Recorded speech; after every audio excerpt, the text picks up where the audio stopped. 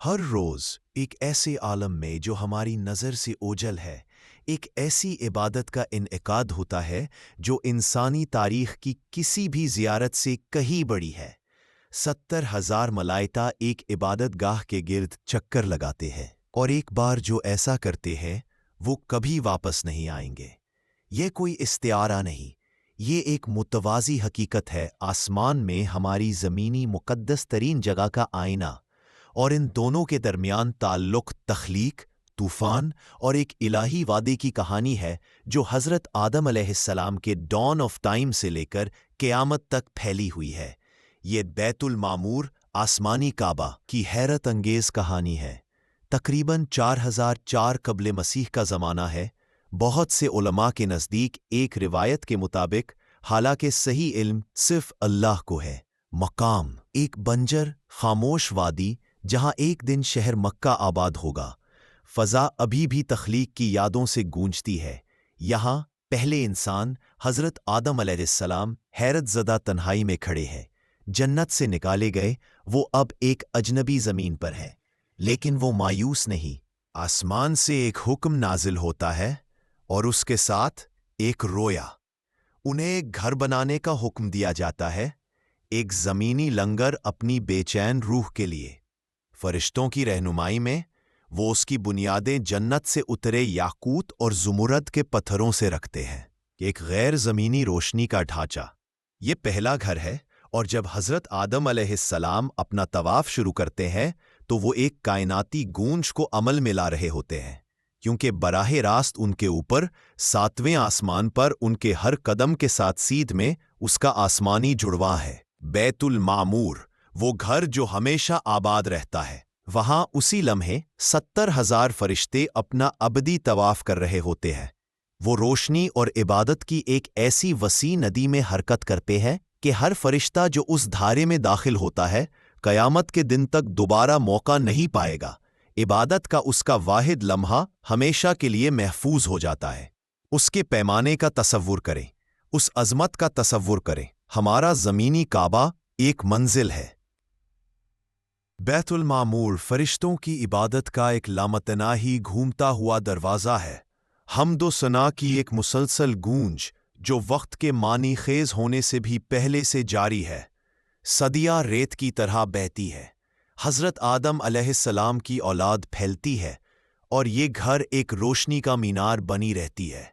پھر تقریباً 3000 قبل مسیح میں ایک آفت ٹوٹ پڑتی ہے، آسمان کھل جاتے ہیں اور حضرت نوح علیہ السلام کا عظیم سیلاب دنیا کو اپنی لپیٹ میں لے لیتا ہے۔ زمینی گھر، وہ روشن یادگار جو حضرت آدم علیہ السلام کے زمانے سے تھی، بے حرمتی کا شکار ہونے لگتی ہے، اور ایک حیرت انگیز الہی چال میں اسے اٹھا لیا جاتا ہے، ڈوبتی ہوئی دنیا سے تباہی کے لیے نہیں بلکہ حفاظت کے لیے۔ یہ چوتھے آسمان پر چڑھ جاتا ہے، جہاں یہ فرشتوں کے لیے پناہ گاہ بن جاتا ہے۔ اس کا طواف بلا تعطل جاری رہتا ہے، حالانکہ نیچے کی دنیا دوبارہ بنائی جا رہی ہوتی ہے۔ وادی خالی چھوڑ دی جاتی ہے، ایک محترم دکھ بھرا خلا۔ نسلوں تک یہ محض ایک پہاڑی رہتی ہے، انبیاء کے قصوں میں ایک سرگوشی یاد، رشتہ منقطع ہو جاتا ہے۔ آسمانی گھر بیت المعمور اوپر اپنی لامتناہی عبادت جاری رکھتا ہے، لیکن نیچے زمین پر صرف ایک سایہ، ایک نشان رہ جاتا ہے۔ جہاں گھر کبھی کھڑا تھا وہاں کی خاموشی گہری ہے۔ یہ ایک انتظار ہے، یہ انتظار ہزاروں سال جاری رہتا ہے۔ پھر تقریباً 1900 قبل مسیح میں خدا کے دوست حضرت ابراہیم علیہ السلام کو حکم دیا جاتا ہے کہ اپنی بیوی ہاجرہ اور شیرخوار بیٹے اسماعیل علیہ السلام کے ساتھ اسی وادی کا سفر کریں۔ وہ انہیں وہاں چھوڑ دیتے ہیں، صرف ان کے ایمان اور ایک دعا کے ساتھ۔ ہاجرہ کی بے چین تلاش سے زمزم کا چشمہ پھوٹتا ہے جو صحرا میں زندگی پیدا کرتا ہے۔ سالوں بعد حضرت ابراہیم علیہ السلام واپس آتے ہیں۔ پھر الہی حکم آتا ہے، گھر تعمیر کرو، لیکن کہاں؟ صحیح بنیاد وقت کے ہاتھوں کھو چکی ہے۔ ایک بادل الہی کتہ بنا کے طور پر بھیجا جاتا ہے، جس کا سایہ قدیم مقدس زمین کی عین حدود واضح کر دیتا ہے۔ حضرت ابراہیم علیہ السلام اور ان کے بیٹے حضرت اسماعیل علیہ السلام پرانی چھپی ہوئی بنیادوں پر تعمیر شروع کرتے ہیں۔ 5 مقدس پہاڑوں سے پتھر جمع کیے جاتے ہیں۔ جب دیواریں بلند ہوتی ہے تو حضرت ابراہیم علیہ السلام ایک پتھر پر مقام ابراہیم کھڑے ہوتے ہیں، جو معجزانہ طور پر انہیں اپنا کام جاری رکھنے کے لیے بلند کر دیتا ہے، اور سنگ بنیاد کے لیے ایک سیاہ پتھر حجر اسود فرشتہ جبرائیل علیہ السلام کے ذریعے آسمان سے پہنچایا جاتا ہے۔ اسے نصب کیا جاتا ہے۔ آسمانی کعبہ کا ایک ٹکڑا زمینی کعبہ میں گھر دوبارہ جنم لیتا ہے۔ کعبہ، جیسا کہ ہم جانتے ہیں، ایک بار پھر کھڑا ہو جاتا ہے، اور اسی لمحے کائناتی ہم آہنگی بحال ہو جاتی ہے۔ براہ راست اوپر 7ویں آسمان پر بیت المعمور اپنی مسلسل عبادت سے گونجتا ہے۔ آئینہ پھر سے مکمل ہو جاتا ہے، لیکن یہ زمینی گھر کے امتحانات کا محض آغاز ہے۔ اس کی بے حرمتی ہوگی، اسے دوبارہ بنایا جائے گا۔ آسمان اور زمین کے درمیان یہ سفر ایک ایسی کہانی ہے جو ہمارے ایمان کی تعریف کرتی ہے۔ اگر آپ کو تاریخ کی اس کشش نظر نہ آنے والے کے لیے اس عظمت کا احساس ہو رہا ہے تو آپ اس کہانی کا حصہ ہیں۔ سبسکرائب کریں اور اس برادری میں شامل ہوں۔ سبسکرائب کر کے آپ محض ایک ویڈیو نہیں دیکھ رہے، آپ اس راستے پر ایک طالب علم بن رہے ہیں، اس بات کو یقینی بنا رہے ہیں کہ آپ اگلے باب سے محروم نہ رہے، جہاں پردہ اور بھی زیادہ اٹھایا جائے گا۔ بہترین ابھی آنا باقی ہے۔ حضرت ابراہیم علیہ السلام کا کعبہ اب وادی میں کھڑا ہے، لیکن اس کے آسمانی جڑواں بیت المعمور کی کہانی اب انسانی تاریخ سے انتہائی گہرے انداز میں جا ملنے والی ہے۔ ہم 621 عیسوی کے ایک واحد معجزاتی رات کی طرف بڑھتے ہیں۔ رسول اللہ صلی اللہ علیہ وسلم کو معراج کی رات مکہ کی مسجد الحرام سے بیت المقدس کی مسجد الاقصیٰ تک لے جایا جاتا ہے۔ پھر عروج المعراج شروع ہوتا ہے۔ آپ صلی اللہ علیہ وسلم 7 آسمانوں سے گزرتے ہوئے چڑھتے ہیں، پرانے انبیاء سے ایک عظیم آسمانی تسلسل میں ملتے ہیں۔ 7ویں آسمان پر وہ آخری منزل پر پہنچتے ہیں، سدرۃ المنتہا، اور وہاں انہیں بیت المعمور اس کی پوری حیرت ناک حقیقت میں دکھایا جاتا ہے۔ وہ 70,000 فرشتوں کو داخل ہوتے، عبادت کرتے اور نکلتے دیکھتے ہیں، جو کبھی واپس نہیں آئیں گے۔ وہ حضرت ابراہیم علیہ السلام کو دیکھتے ہیں، زمینی گھر کے معمار، اپنی پیٹھ آسمانی گھر سے ٹکائے ہوئے، ان کی زمینی محنت کا الہی انعام۔ لیکن پھر اس سے بھی زیادہ حیرت انگیز چیز واقع ہوتی ہے۔ کچھ مضبوط ترین روایات کے مطابق نبی صلی اللہ علیہ وسلم کو امام بنایا جاتا ہے۔ وہ بیت المعمور کے اندر ہی نماز پڑھاتے ہیں، اور اس جماعت میں کون شامل ہوتا ہے؟ صرف انبیاء نہیں، یہ مروی ہے کہ ان کی پوری امت، ماضی، حال اور مستقبل، ہم سب کو انہیں وہاں دکھایا گیا تھا۔ کچھ سفید کپڑوں میں، کچھ میلوں کپڑوں میں، جو نیکوکار اور گنہگار دونوں کی نمائندگی کرتے تھے۔ اس ماورائی لمحے میں وقت اور مکان سے بالاتر، ہم میں سے ہر وہ شخص جس نے کبھی کلمہ پڑھا، ان صلی اللہ علیہ وسلم کے پیچھے اسی گھر میں نماز پڑھی جہاں فرشتے عبادت کرتے ہیں۔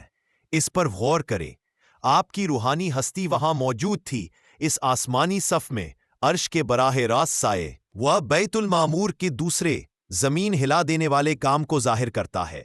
یہ صرف فرشتوں کے طواف کی جگہ نہیں، یہ کلام الہی کا آسمانی مخزن ہے۔ 23 سالوں میں بتدریج نزول سے پہلے پورا قرآن ایک عظیم الشان واقعے میں لیلۃ القدر کو لوح محفوظ سے بیت المعمور پر ایک بار نازل کیا گیا تھا۔ اس کا تصور کریں، آخری وحی، خدا کے ابدی کلمات اس آباد گھر میں رکھے گئے تھے قبل اس کے کہ جبرائیل علیہ السلام کے ذریعے زمین پر لائے جاتے۔ بیت المعمور کائناتی درمیانی اسٹیشن بن گیا، وہ کلیئرنگ ہاؤس جہاں فرشتوں نے پہلی بار قرآن سنا، جہاں آخری امت کی عزت آسمانی عالموں میں اعلان کی گئی۔ قرآن خود سورۃ الطور میں اس کی طرف اشارہ کرتا ہے، جہاں اللہ اسی گھر کی قسم کھاتا ہے، اسے انتہائی سنجیدہ حلف دیتا ہے۔ لہٰذا جب آپ قرآن پڑھتے ہیں تو آپ ان الفاظ کو بول رہے ہوتے ہیں جو کبھی اس آسمانی گنبد میں فرشتوں کے لامتناہی طواف کے درمیان گونجتے تھے۔ زمین پر واپس کعبہ کی زمینی سفر آگ، سیلاب اور ایمان کی ہے۔ 605 عیسوی میں نبوت سے صرف چند سال پہلے ایک تباہ کن سیلاب نے اس کی ساخت کو کمزور کر دیا۔ قریش نے اسے دوبارہ تعمیر کرنے کا فیصلہ کیا، لیکن ایک مغلق تنازع کھڑا ہو گیا۔ مقدس حجر اسود کو اس کے کونے میں واپس رکھنے کا اعزاز کسے حاصل ہوگا؟ کشیدگی خانہ جنگی کے قریب پہنچ گئی۔ حل، اگلا شخص جو صحن میں داخل ہوگا وہ فیصلہ کرے گا۔ وہ شخص محمد صلی اللہ علیہ وسلم تھے، جو پہلے ہی الامین کے نام سے مشہور تھے۔ 35 سال کی عمر میں آپ نے عظمت حکمت کا حل پیش کیا۔ آپ نے پتھر کو ایک چادر پر رکھا اور ہر قبیلے کے سرداروں سے اس کے کنارے اٹھوائے، پھر آپ نے خود اسے جگہ پر رکھا۔ آپ نے خون ریزی کو ٹال دیا، جو انسانیت کے اتحاد کی ایک پیشگی علامت تھی۔ گھر دوبارہ بن گیا، لیکن اس کے امتحانات ختم نہیں ہوئے۔ 661 عیسوی میں ایک خانہ جنگی کے دوران اس کا محاصرہ کیا گیا اور آگ لگا دی گئی۔ مقدس حجر اسود گرمی سے پھٹ گیا۔ 93 عیسوی میں بدعتی کرامتا نے مکہ پر دھاوا بول دیا، حجاج کا قتل عام کیا اور حجر اسود چرا لیا، جسے 20 سال سے زیادہ عرصے تک تاوان کے طور پر روکے رکھا۔ ان سب کے باوجود کعبہ قائم رہا، دوبارہ بنایا گیا اور مسلم دنیا کا دھڑکتا دل بنا رہا۔ ہر تعمیر نو عبداللہ بن الزبیر، عباسی خلفاء، عثمانی سلاطین کے ذریعے فنا کے خلاف ایک ڈھٹائی، حضرت ابراہیم اور اسماعیل علیہ السلام کی رکھی گئی مقدس بنیاد کی طرف مسلسل واپسی تھی۔ ہم اس پر سوال اٹھانے والی خوبصورت دوہری حقیقت کے ساتھ رہ جاتے ہیں۔ زمین پر کعبہ پتھر اور چونے کا ایک مکعب سیاہ میں لپٹا، لاکھوں کی جذباتی ناقص کوشش کرنے والی محبت سے گھرا ہوا۔ یہ محسوس ہوتا ہے یہ تاریخی ہے، یہ انسانی تاریخ کے داغ اٹھائے ہوئے ہے، اور براہ راست اس کے اوپر روشنی کے ایک ایسے عالم میں جو ہم نہیں دیکھ سکتے، بیت المعمور ہے۔ ابدی، ناقابل تبدیل، فرشتوں کی بے عیب لامتناہی عبادت سے ہمیشہ بھرا ہوا ایک زندگی بھر کے لیے منزل ہے۔ دوسرا ہمیشہ کی عبادت کا دھارا ہے، وہ سیدھ میں ہے، ایک مقدس محور جو انسانیت کی جدوجہد کو الہی کمال سے جوڑتا ہے۔ کعبہ ہمارا لنگر ہے، بیت المعمور ہماری آرزو ہے۔ ہر بار جب کوئی حاجی طواف شروع کرنے کے لیے ہاتھ اٹھاتا ہے، ہر بار جب کوئی مومن زمین پر کہیں بھی مکہ کی طرف اپنا چہرہ موڑتا ہے، وہ اس آسمانی سرکٹ سے جڑ رہا ہوتا ہے، ایک ایسی دعا میں شامل ہو رہا ہوتا ہے جو حضرت آدم علیہ السلام کی پہلی سانس لینے سے پہلے شروع ہوئی تھی۔ 70,000 فرشتے اپنے چکر جاری رکھیں گے یہاں تک کہ وہ دن آئے جب آسمان تومار کی طرح لبیک دیے جائیں گے، اور اس دن اس متوازی کہانی کے ذریعے ظاہر ہونے والا آخری پر سوال نشان سوال کا جواب دیا جائے گا، جب زمینی گھر نے اپنا آخری طواف دیکھ لیا ہوگا اور آسمانی گھر خاموش ہو جائے گا۔ ہماری کون سی دعائیں جدوجہد اور میلو کپڑوں کی اس دنیا سے پیدا ہوئی اس گھر کی ابدی بے پایہ روشنی میں گونج پائیں گی؟ اس آسمانی تعلق کے بارے میں آپ کو سب سے زیادہ کون سی بات پریشان کرتی ہے؟ کیا یہ فرشتوں کی عبادت کا پیمانہ ہے، معراج کی اس صف میں اپنی موجودگی کا خیال، یا صحرا میں اس سہ مکعب کی برداشت کی ہوئی لچک؟ اپنے خیالات نیچے کمنٹس میں شیئر کریں۔